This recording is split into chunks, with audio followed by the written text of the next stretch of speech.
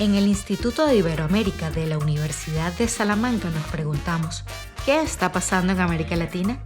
Y para saberlo, se lo preguntamos a expertas y expertos en la región para compartirlo con ustedes. Gracias por acompañarnos. ¿Qué está pasando en Venezuela? Para entenderlo, conversamos con María Isabel Puerta, Yoleti Bracho y Juan Manuel Trac, quienes nos ayudarán a analizar cómo las acciones de Estados Unidos están reconfigurando el escenario internacional, el poder de Caracas, el papel de la oposición y las posibilidades, aún inciertas, de una apertura democrática. Soy Nicolás Miranda, investigador del Instituto de Iberoamérica y profesor del área de Ciencia Política de la Universidad de Salamanca. Muchas gracias por acompañarnos. Los análisis sobre la situación venezolana se han centrado en la reciente operación militar de Estados Unidos al sur del Caribe y en las tensiones geopolíticas que ha generado. Pero atención, el punto de partida de esta nueva estrategia de presión contra el gobierno de Venezuela fue el aumento de la recompensa por Nicolás Maduro a 50 millones de dólares anunciado el pasado 8 de agosto. Un hecho que, para entenderlo bien, debe leerse dentro del contexto de la crisis postelectoral venezolana al 28 de julio de 2024. A pesar del enorme despliegue militar de Estados Unidos, que incluye su portaaviones más grande, el operativo deja muchas preguntas abiertas sobre su verdadero objetivo. Se anuncia como una operación contra el narcotráfico, pero en el ambiente flota la sospecha de que busca algo más, forzar el fin del chavismo-madurismo. María Isabel, ¿qué pistas tenemos para entender el desarrollo de este operativo? ¿Podemos anticipar hacia dónde se dirige? Yo creo que sí hay un interés de parte de la administración de Trump de generar incertidumbre sobre si es posible o no. Justamente los reportajes que hemos visto desde el punto de vista técnico, militar, Reuters, el New York Times ha estado insistiendo en que esto no es una operación contra el narcotráfico solamente. Los militares expertos, como el Admiral Stavridis, dicen que puede muy seguramente ocurrir una operación militar por el despliegue que hay en el Caribe. Y más concretamente, esto se ha venido discutiendo luego del posicionamiento de Puerto Rico, ¿no? Ha habido algunos comentarios de parte de expertos que esto indica que esto va más allá de una operación antidroga. Sin embargo, yo sí creo que ahí hay dos elementos a considerar. Por una parte, esta administración, al igual que en la primera gestión del presidente Trump, ha mostrado interés en algunos momentos por proceder en contra del régimen autoritario que hay en Venezuela. Pues en un principio impusieron sanciones y ahora van por la opción militar, ¿no? En aquel momento, en su primera administración, se habló de que todas las opciones estaban sobre la mesa. Sin embargo, optaron por las sanciones económicas, visto que eso no ha funcionado. Entonces ahora pareciera que están convencidos, persuadidos de que tiene que ser una operación militar. Sin embargo, la estrategia de la incertidumbre está funcionando, porque nosotros no tenemos ninguna claridad. Hay un reportaje del New York Times que sale hoy donde el presidente dice, sí, es inminente, pero en el fondo no tienen nada definido. Entonces, es probable que esto sea una estrategia a mediano plazo de generar presión no solamente sobre Maduro, esto va más allá de Maduro, esto es una forma de presionar al entorno militar de Nicolás Maduro. Yo diría que eso tiene mucha más viabilidad que lo que algunos suponen que puede ser algo, una inserción quirúrgica de un grupo especial, de estos tipo como los que localizaron a Osama Bin Laden, una cosa así. Yo veo eso menos factible por los... Desde los tiempos de Chávez, Venezuela ha buscado liderazgo regional, no solo político, sino también energético, vendiendo petróleo y gas en condiciones preferenciales a sus vecinos del Caribe. Y no olvidemos sus alianzas extrarregionales con Rusia, China e Irán. Yoleti, ¿cómo han reaccionado estos socios internacionales ante el operativo de Estados Unidos? ¿Qué consecuencias podría tener esto para la posición global de Venezuela? Vale, bueno, lo primero que puedo decir es que hace unos días justamente hubo como una pequeña cumbre, si no me equivoco, de diputados del Caribe que fueron a Venezuela. Entonces se presentaron como aliados, como solidarios, ¿no? Con el gobierno de Maduro. Entonces, lo que sí podemos ver es que todavía, aunque sea en pequeños países, en pequeñas islas, entre comillas, el gobierno de Maduro logra aún llevar hacia Venezuela actores que desde el Caribe se presentan como aliados y como apoyos. Luego, Rusia, bueno, sabemos que Rusia está, digamos, debilitado por el hecho de la guerra en Ucrania, o sea, de su guerra de invasión en Ucrania. Entonces, es difícil para Rusia mantener otro frente. Sin embargo, Rusia envió hace poco un avión militar a Venezuela que aterrizó entonces en territorio venezolano, lo cual es de cierta manera una demostración también de solidaridad y entendemos por ese mensaje que de una u otra forma Rusia estaría presentándose como un aliado militar en caso, bueno, de avanzada militar concreta en el terreno de parte de Estados Unidos. Los demás, allí es donde la cosa se complica en términos de análisis porque no hemos tenido como posiciones tan claras al respecto de lo que viene pasando de los demás aliados. Está claro que para Estados Unidos es importante poner en cuestión el rol de China en general en la región. Entonces, no solamente en Venezuela, quiero decir en la región de América Latina. Entonces, sabemos que esta avanzada también tiene como paralelo o como correlato el hecho de volver a traer la influencia estadounidense dentro de la región latinoamericana. Supongo que entonces China también tendrá, o sea, de cierta manera, también como su necesidad de defender sus intereses, pero sabemos que también China es muy, digamos, entre comillas, pragmático, que no se mete en grandes conflictos. Entonces, una posición que me parece más discreta, o al menos más discreta que la de Rusia, que, bueno, que llevó un avión militar. Ya tenemos una visión del contexto internacional. Ahora queremos mirar hacia adentro, entender qué está ocurriendo dentro de Venezuela. En este bloque veremos cómo ha reaccionado la oposición, qué mecanismos de resistencia mantiene el gobierno y, sobre todo, si ha aumentado la represión desde las protestas por el fraude electoral de julio de 2024. Juan Manuel, esta operación parece ser el último eslabón de la estrategia de máxima presión impulsada contra el gobierno de Maduro y promovida especialmente por el sector opositor de María Corina Machado. Sin embargo, otras medidas, como las sanciones diplomáticas o económicas, no han debilitado el régimen y más bien han afectado a la población venezolana. ¿Cómo evalúas la actuación de ese sector de la oposición frente a los resultados que se han obtenido hasta ahora?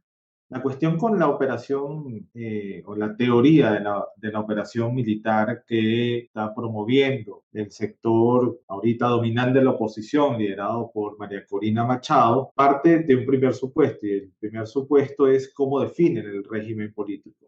No lo definen desde un punto de vista autoritarismo-democracia, sino que lo ponen en un eje criminalístico, ¿no? Y de allí la denominación que han promovido de que es un gobierno narcotraficante, terrorista, con el fin de impulsar esta narrativa basada en esta definición política del régimen de que es necesario e imperativo llevar adelante una acción militar a fines de acabar con este supuesto nicho de narcoterrorismo, ¿no? Si bien hay evidencias en investigaciones de que existe paso de droga por Venezuela y que Venezuela ha servido de un puente aéreo marítimo para el tráfico de drogas hacia otros carteles de la región, hacia Centroamérica, la opción militar que se está impulsando enmascara la búsqueda del derrocamiento político a través de esta definición. Cuando hablamos de las sanciones previas y el aislamiento diplomático, bueno, eso fue un proceso un poco más gradual en el cual, en principio, las sanciones eran no para un cambio de régimen, sino para castigar de alguna manera a personas que habían promovido la violación de derechos humanos, que habían sido evidentes actores en esas violaciones, torturas, encarcelamiento, persecución. Y en una segunda instancia, ya con la estrategia de máxima presión y colapso que llevó adelante el gobierno interino, lo que se buscaba era también buscar una ruptura dentro de la élite gobernante. Ya allí se empezaron ya con sanciones tanto a activos de la República en el exterior, el Banco Central no podía hacer operaciones, se congelaron activos en Estados Unidos, en Inglaterra una cantidad de oro importante quedó en el Banco de Inglaterra. Todo esto tenía como objetivo buscar, bueno, romper la unidad del régimen, de la élite dominante, y tampoco tuvo un efecto, sino el efecto fue contrario. Hay estudios que han demostrado que el aislamiento económico, no las sanciones individuales, sino las sanciones al país, llevaron precisamente al gobierno a buscar una economía negra del tráfico de minerales, el tráfico ilegal de petróleo, para evadir las sanciones. Entonces, lo que hicieron todo este tipo de acciones fue precisamente fortalecer la economía, vamos a llamarla informal del régimen, de manera que ahí tuvo precisamente buena parte del fracaso. Y ahora esta estrategia pareciera fundamentarse, ¿no?, en generar una narrativa en la cual se exacerba la participación del gobierno en este tipo de actividades, que probablemente haya algún tipo de participación,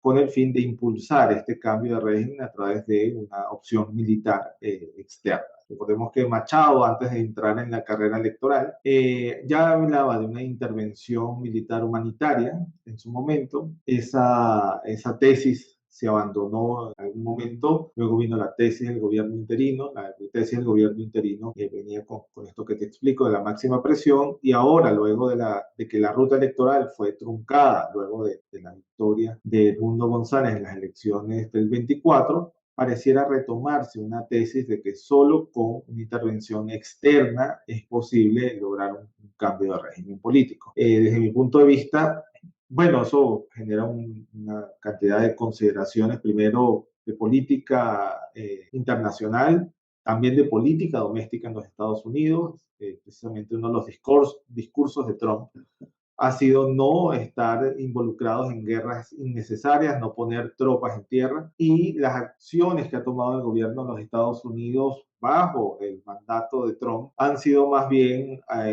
ataques desde la lejanía, ¿no? Y la pregunta es si este tipo de ataques o la amenaza de este tipo de ataques lo que hace es fortalecer la unidad de la élite gobernante, eliminar las fisuras internas, servir como excusa para aumentar la ya muy grave situación de represión que vive el país y su efecto no sea el deseado, sin contar que eliminando a Maduro o algunas dos o tres, sacándolos de la ecuación, es suficiente como para sustituir toda una estructura de poder que lleva por lo menos 10 años construyéndose desde que Maduro sustituyó a Chávez. Yoleti, ¿cómo está respondiendo la oposición no alineada con María Corina Machado? ¿Esos grupos que antes fueron aliados del gobierno y ahora hacen oposición desde la izquierda? La coalición que gobierna Venezuela, o sea, la coalición que yo llamo de chavismo de gobierno, es una coalición que se ha ido ya con el tiempo reduciendo. O sea,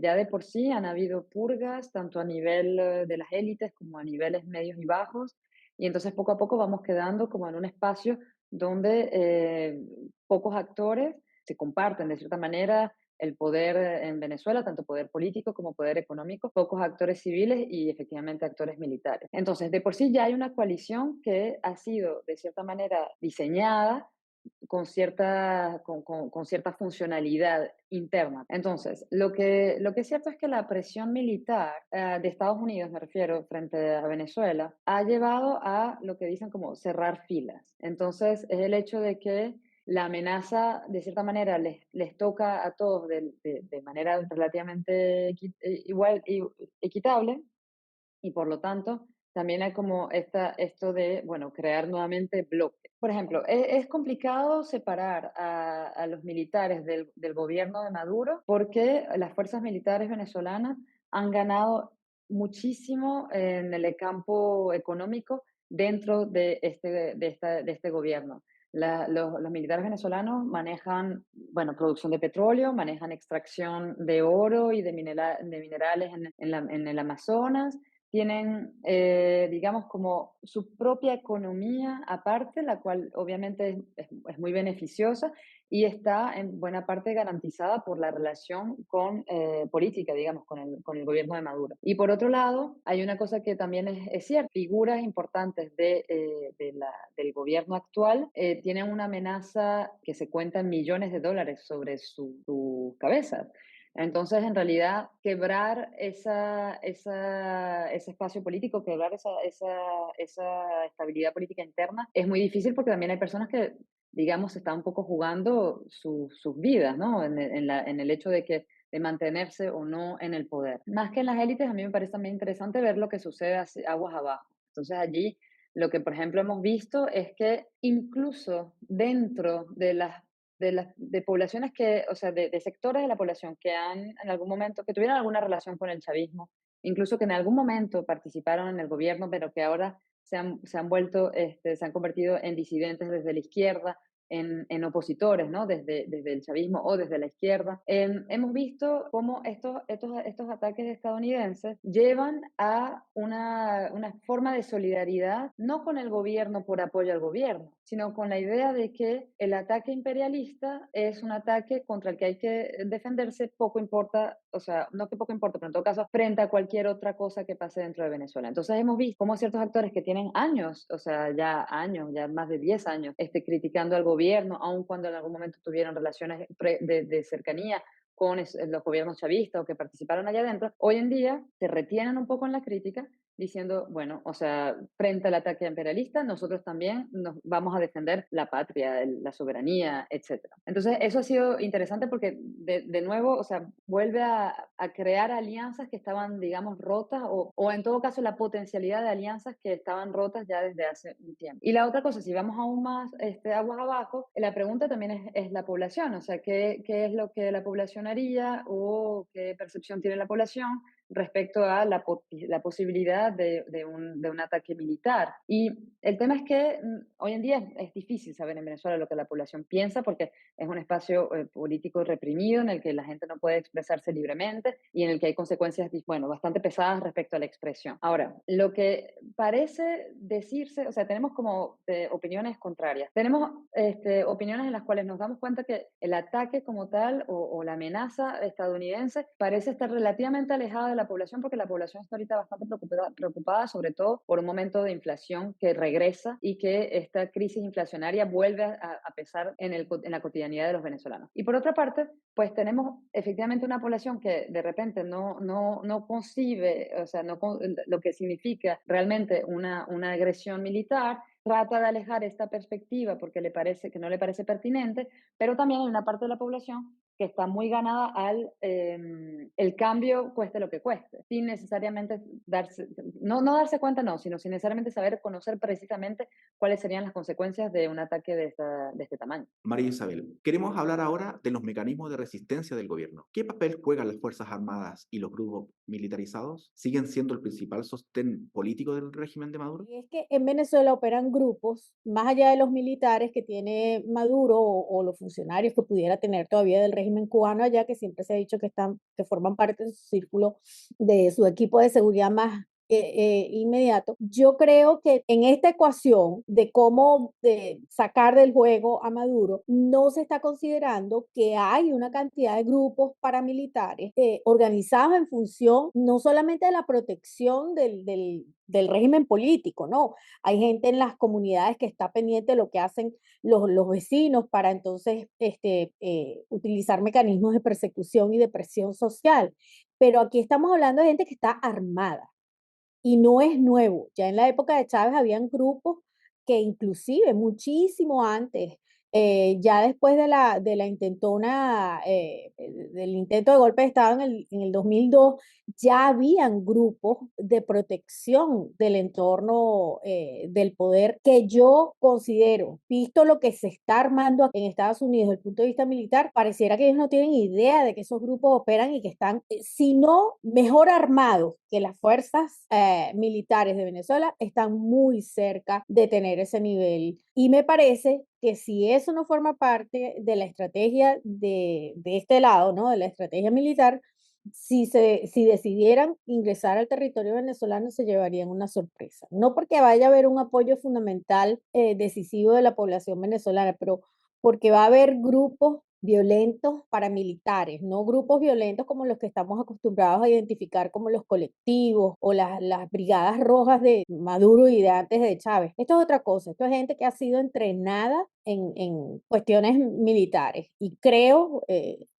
que esto no está siendo considerado, al menos no lo he visto en ninguna parte que haya sido mencionado y me parece que es fundamental. Uno de los grandes soportes desde el punto de vista de la seguridad del régimen político, no solamente lo que representaron los años que Chávez estuvo en el poder, sino lo que lleva Maduro al frente del régimen político venezolano, es que ellos desmantelaron, por una parte, las protecciones que habían inclusive para los propios ciudadanos, con respecto a las limitaciones que pudieran tener los organismos de seguridad y la misma fuerza armada. Entonces, ellos hicieron una redistribución de la organización en aras de alcanzar un óptimo coup proofing, ¿verdad? Ellos lo que hicieron fue desarrollar una estructura que es justamente lo que ha hecho inviable cualquier intento por provocar fracturas en la Fuerza Armada, ¿no? Eso ha hecho que sea muy difícil porque no solamente las purgas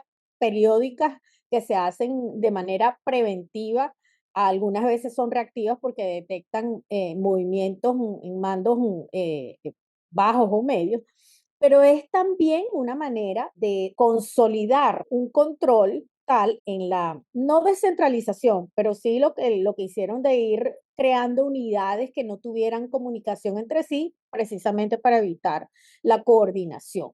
Eso desde el punto de vista militar, pero desde el punto de vista, digamos, de los cuerpos paramilitares, pareciera que a veces esos grupos tienen mucho más poder que otros militares. Y es justamente porque ahí es donde está la conexión que Chávez hablaba directa del pueblo con el ejército, ¿no? No solamente el ejército formal, la Fuerza Armada Nacional Bolivariana, son esos grupos paramilitares que a la hora el mismo Diosdado Cabello lo ha dicho, de una amenaza cierta contra el régimen, ellos están dispuestos a sacar a esa gente. Y él habla de unos 200.000 individuos que están entrenados.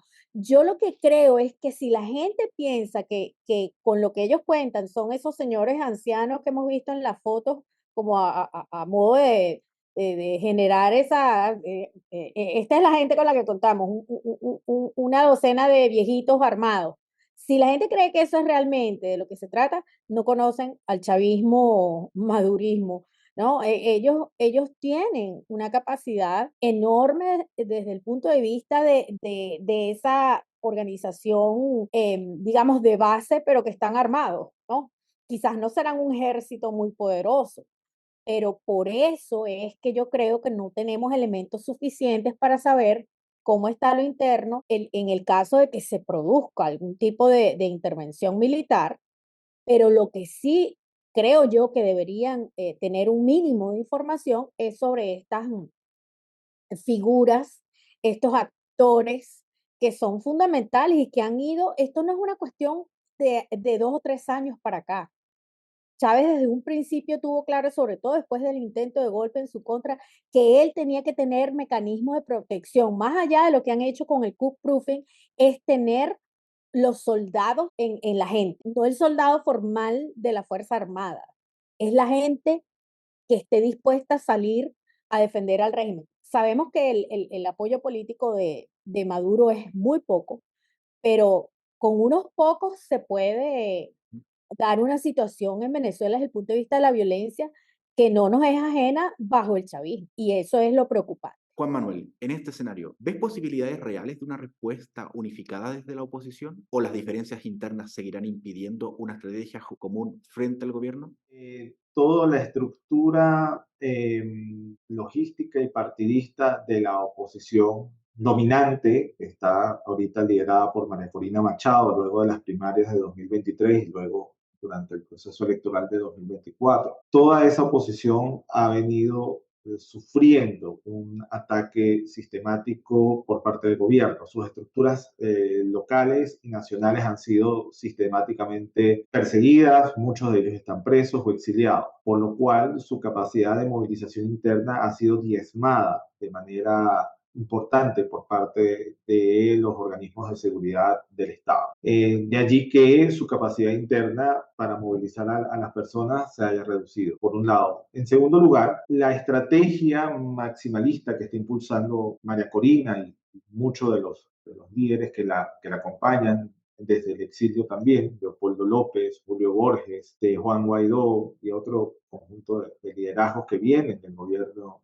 interino. Ese liderazgo se opone a cualquier tipo de negociación interna que está siendo representada por Un Nuevo Tiempo, la voz de Manuel Rosales y Stalin González, y también de Enrique Capriles Radomski. Cualquier opción de coordinación entre estos dos sectores ha sido básicamente dinamitada porque están en una polarización interna sobre la estrategia, la polarización es en las élites opositoras, sobre si seguir participando con las reglas del régimen autoritario es o no una forma de legitimarlo o es una forma de resistencia, ¿no? Este debate ha llevado a que sea básicamente un desencuentro ya irreconciliable entre estos dos grupos de la oposición y dentro, o sea, más allá de lo que uno pueda ver en todas estas campañas de redes sociales que no son representativas de lo que ocurre en la sociedad venezolana está desmovilizada, está desmoralizada y desmotivada a cualquier proceso de participación, bien sea electoral o bien sea de calle, porque ninguna de las dos pareciera darle la esperanza de que va a llevar a un cambio político. Entonces, la capacidad de cualquiera de estos dos grupos, reconociendo que el grupo que tiene más apoyo es el de María Corina Machado, ninguno de estos dos grupos tiene ahorita la fuerza, la capacidad organizativa para poder desafiar desde adentro el régimen político y cada vez más hay una menor coordinación, dado además, como bien lo maneja María Jiménez en paper sobre coordinación opositora, sobre los incentivos selectivos que da el gobierno a los diferentes grupos de oposición. Reprime de manera diferente a la oposición precisamente para que esta oposición no logre coordinarse.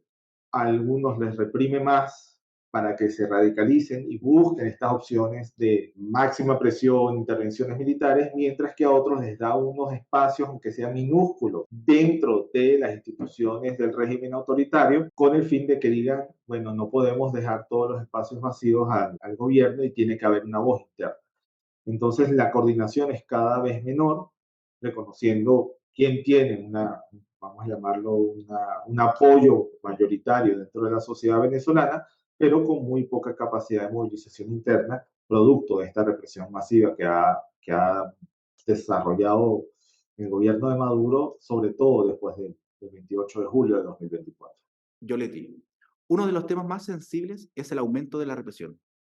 ¿Se observan nuevos patrones de persecución, detención o censura desde las últimas protestas? ¿Podemos hablar de una nueva fase represiva? Lo que también estamos viendo es que el gobierno que se siente efectivamente bajo presión, entonces aumenta su represión en interno en Venezuela. Entonces, ahorita hubo un momento represivo ya bastante importante que realmente no ha parado desde las elecciones del año pasado, en julio, donde más de 2.000 personas fueron llevadas a cárcel por movilizarse contra, contra el fraude electoral. Y de esas 2.000 personas todavía quedan unas 500 en prisión. Entonces, eso de por sí ya nos lleva a una situación de bastante grave. Pero el hecho es que desde que comienza, digamos, más o menos en el verano, todo este momento de movilización militar de Estados Unidos, también vemos que aguas adentro, entonces el gobierno empieza cada vez a reprimir más la expresión política, la expresión social, etcétera. Entonces, desde hace algunos meses vemos ya, es casi un hecho cotidiano, desaparición de periodistas, desaparición de miembros de ONG, desaparición de actores políticos que luego reaparecen impugnados por cosas que, bueno, son difícilmente justificables, etcétera. Y una cosa que me parece importante, que aparte me parece que es relativamente poco visible o sea, por fuera de Venezuela, es el hecho de que el gobierno de Maduro se ha venido atacando particularmente a sus oposiciones desde la izquierda. Es decir, obviamente, históricamente hablando, ha reprimido a lo que yo suelo llamar la oposición tradicional, pero luego, en este periodo de tiempo, puesto que hay una izquierda que viene denunciando el hecho de que este gobierno no puede decirse socialista, dado sus políticas, no puede decirse antiimperialista, dado sus acuerdos, porque ha tenido también acuerdos con el gobierno de Trump en su momento respecto a temas de petróleo y respecto a temas de retorno de migrantes, etcétera. Como hay una izquierda que viene denunciando a ese gobierno como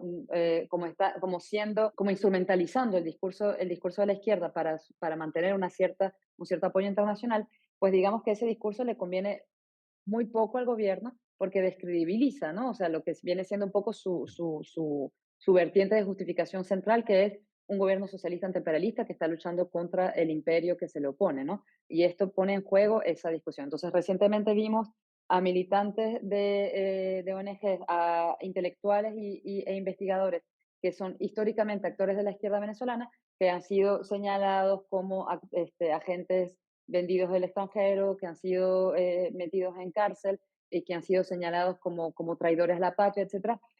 Sindicalistas, hay muchísimos sindicalistas en cárcel, eso también es poco visible y lo que vemos es eso, como un ataque particular en general a la población y luego en particular a unas fuerzas que son consideradas como un enemigo específico dentro del espacio político venezolano. Para cerrar, Juan Manuel, una mirada al futuro. ¿Crees que en los próximos meses veremos cambios sustanciales en la política venezolana o estamos ante una prolongación del estancamiento que ya conocemos? Bueno, construir escenarios ahorita es muy complejo. Hay muchas variables que tienen un nivel de incertidumbre muy alto y muy crítico, pero quizás las dos variables más importantes ahorita serían, uno, la disposición del gobierno de Donald Trump de llevar adelante una acción militar que no necesariamente implique hombres en tierra, pero una acción militar orientada al ataque de intereses del gobierno dentro del territorio venezolano. Si esa opción ocurre o no, ¿okay?, la podemos cruzar con cómo responde la élite gobernante, ¿no? Si se fractura y le quitan el apoyo a Maduro para evitar o que se suspendan este tipo de acciones, en este escenario yo creo que podemos, desde mi punto de vista, no hay evidencia de momento que el gobierno pueda enfrentar una fractura interna lo suficientemente grande como a amenazar su control y su dominio del Estado y del territorio, ¿okay? Por lo cual el escenario más probable es que aún ocurriendo algunos ataques por parte de los Estados Unidos, de una manera, con bombardeos, con misiles, con lo que sea, lo que va a hacer es cohesionar mucho más a la élite gobernante. Y en el caso de una ausencia permanente de Maduro, será un arreglo interno dentro del PSUV quien va a tomar el mando del país. Una transición en la cual se sustituye inmediatamente el gobierno del PSUV que lidera Nicolás Maduro por un gobierno de oposición liderado por Edmundo González o por María Corina Machado es muy poco probable sin que haya una intervención extranjera. ¿Por qué? Porque la estructura militar, de milicias, gubernamental, estatal, es muy poco proclive en un cambio político, mucho menos de este sector de la oposición, que además está impulsando una intervención extranjera. Entonces, desde mi punto de vista, lo que podemos ver es una continuidad de Maduro, si no ocurren ataques con pie en tierra, vamos a llamarlo así. Y segundo, en caso de que haya una ausencia de Maduro, haber una transición dentro del chavismo hacia algún tipo de grupo que pudiera quizás bajarle la presión al país, pero que no va a hacer una transición a un nuevo gobierno completamente opositor en el mediano, ni corto, ni en el mediano plazo. Quizás lo más que se pudiera aspirar, vamos a llamar el escenario optimista, es que ante una salida de Maduro del poder, cualquiera sea la vía de esta salida de Maduro, venga un gobierno del PSUV que siente las bases para un inicio de una posible transición con toda la incertidumbre que vaya a ocurrir en el medio. Y si esa transición logra concretarse en unas nuevas elecciones en las cuales sí haya una preferencia efectiva del poder a grupos de oposición y un cambio, no solo en la presidencia de la República, sino en los poderes constituidos, como son la Asamblea Nacional, que ahorita tiene el 90 y tanto % dominio del PSUV, y el Tribunal Supremo de Justicia, el cual está 100% en manos de leales al PSUV, sin contar el Consejo Nacional Electoral, las gobernaciones y las alcaldías que domina el gobierno. Es decir, tenemos que ver que hay una estructura. Esto no es solo una cosa de un hombre. Sí, Maduro es la cabeza, pero hay una estructura de poder detrás, ¿no? Todo el cuadro administrativo que llamaba Max Weber, que también hay que considerar en este proceso y que no necesariamente de la noche a la mañana va a voltearse a favor de un gobierno de González o de Machado. Muchísimas gracias por acompañarnos en este nuevo episodio y esperamos contar con su presencia en la próxima oportunidad. Mantente al día con los temas más relevantes de América Latina. Síguenos en nuestras redes sociales @iberoame en Instagram y X y forma parte de nuestra comunidad. Visita también nuestra página web iberoame.sal.es y conoce nuestra oferta académica.